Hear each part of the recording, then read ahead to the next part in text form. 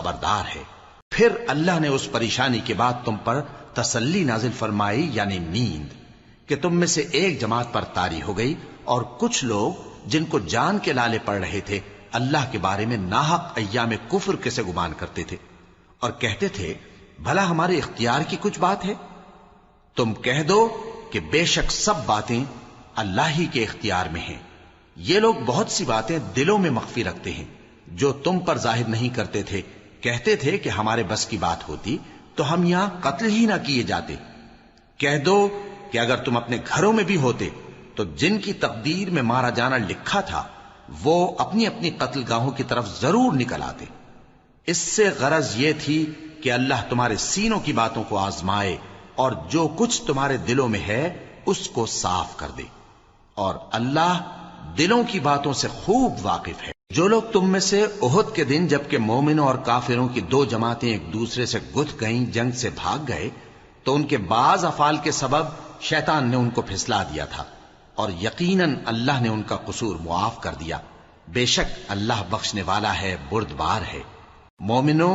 ان لوگوں جیسے نہ ہونا جو کفر کرتے ہیں، اور ان کے مسلمان بھائی جب اللہ کی راہ میں سفر کریں اور مر جائیں یا جہاد کو نکلیں اور مارے جائیں تو ان کی نسبت کہتے ہیں کہ اگر وہ ہمارے پاس رہتے تو نہ مرتے اور نہ مارے جاتے۔ یہ اس لیے کہ اللہ ان لوگوں کے دلوں میں افسوس پیدا کر دے، اور زندگی اور موت تو اللہ ہی دیتا ہے، اور اللہ تمہارے سب کاموں کو دیکھ رہا ہے۔ اور اگر تم اللہ کے راستے میں مارے جاؤ یا مر جاؤ تو جو مال و متاع لوگ جمع کرتے ہیں اس سے اللہ کی بخشش اور رحمت کہیں بہتر ہے، اور اگر تم مر جاؤ یا مارے جاؤ تو اللہ کے حضور میں ضرور اکٹھے کیے جاؤ گے۔ پھر اے نبی، اللہ کی مہربانی سے تم ان لوگوں کے لیے نرم مزاج واقع ہوئے ہو، اور اگر تم بدخو اور سخت دل ہوتے تو یہ تمہارے پاس سے بھاگ کھڑے ہوتے۔ سو ان کو معاف کر دو اور ان کے لیے اللہ سے مغفرت مانگو، اور اپنے کاموں میں ان سے مشورت لیا کرو،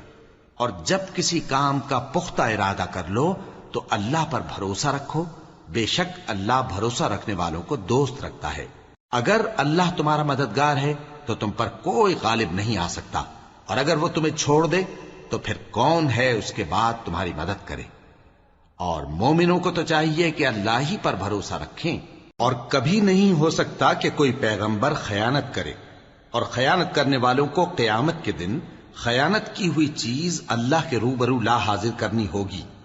پھر ہر شخص کو اس کے اعمال کا پورا پورا بدلہ دیا جائے گا، اور ان کے ساتھ بے انصافی نہیں کی جائے گی۔ بھلا جو شخص اللہ کی خوشنودی کا تابع ہو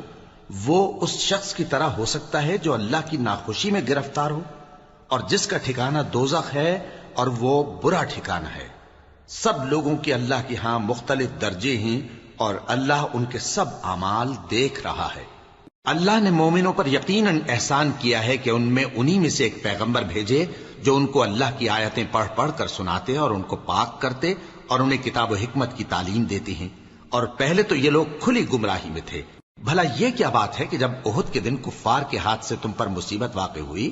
حالانکہ جنگ بدر میں اس سے دگنی مصیبت تمہارے ہاتھ سے ان پر پڑ چکی ہے، تو تم کہنے لگے کہ یہ آفت ہم پر کہاں سے آ پڑی؟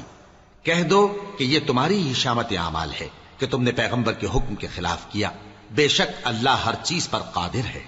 اور جو مصیبت تم پر دونوں جماعتوں کے مقابلے کے دن واقع ہوئی سو اللہ کے حکم سے واقع ہوئی، اور اس سے یہ مقصود تھا کہ اللہ مومنوں کو اچھی طرح معلوم کر لے اور منافقوں کو بھی معلوم کر لے۔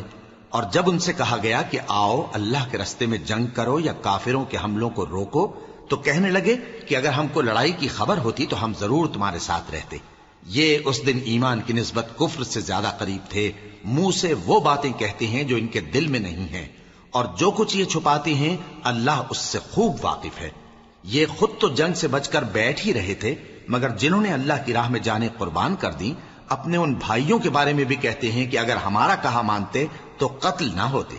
کہہ دو کہ اگر سچے ہو تو اپنے اوپر سے موت کو ٹال دینا۔ جو لوگ اللہ کی راہ میں مارے گئے ان کو مرے ہوئے نہ سمجھنا، وہ مرے ہوئے نہیں ہیں بلکہ اللہ کے نزدیک زندہ ہیں اور ان کو رزق مل رہا ہے۔ جو کچھ اللہ نے ان کو اپنے فضل سے بخش رکھا ہے اس میں خوش ہیں، اور جو لوگ ان کے پیچھے رہ گئے اور شہید ہو کر ان میں شامل نہیں ہو سکے ان کی نسبت خوشیاں منا رہے ہیں کہ قیامت کے دن ان کو بھی نہ کچھ خوف ہوگا اور نہ وہ غمناک ہوں گے، اور اللہ کے انعامات اور فضل سے خوش ہو رہے ہیں، اور اس سے کہ اللہ مومنوں کا اجر ضائع نہیں کرتا جنہوں نے باوجود زخم کھانے کے اللہ اور رسول کے حکم کو قبول کیا۔ جو لوگ ان میں نیکوکار اور پرہیزگار ہیں ان کے لیے بڑا ثواب ہے۔ جب ان سے لوگوں نے آ کر بیان کیا کہ کفار نے تمہارے مقابلے کے لیے لشکر کثیر جمع کیا ہے تو ان سے ڈرو، تو ان کا ایمان اور زیادہ ہو گیا اور کہنے لگے ہم کو اللہ کافی ہے اور وہ بہت اچھا کارساز ہے۔ پھر وہ اللہ کی نعمتوں اور اس کے فضل کے ساتھ خوش و خرم واپس آئے، ان کو کسی طرح کا ضرر نہ پہنچا اور وہ اللہ کی خوشنودی کے تابع رہے، اور اللہ بڑے فضل کا مالک ہے۔ یہ خوف دلانے والا تو شیطان ہے جو اپنے دوستوں سے ڈراتا ہے، تو اگر تم مومن ہو تو ان سے مت ڈر